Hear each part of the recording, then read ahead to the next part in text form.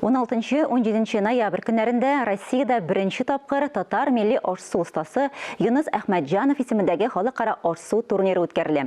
Быелгы цифрлаштыру елы уңаеннан гаризалар беренче мәртәбә онлайн форматта кабул ителә. Әлегә 300 гариза кабул ителгән. Алар арасында студентлар да, һөнәри белеме булмаган өлкән яшьтәге ашсу осталары да бар.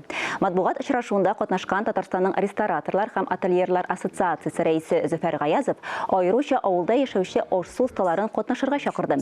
Бәйге берничә этапта уза. Катнашырга теләүчеләрнең күбесе әзер ризыкларын видеога төшереп, аның рецептын жюрига җибәргәннәр.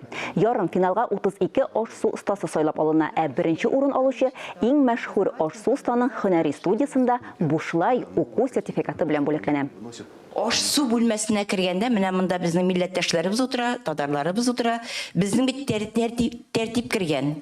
Ал япкычын хатын-кызда, ир кешедә ябырга тиеш, яулыгын бәйләргә тиеш, һәм анда бернинди чәчтә күренеп торырга тиеш ул. Бу безнең милләт халкына, мусулман халкына менә каралган бу тәртип.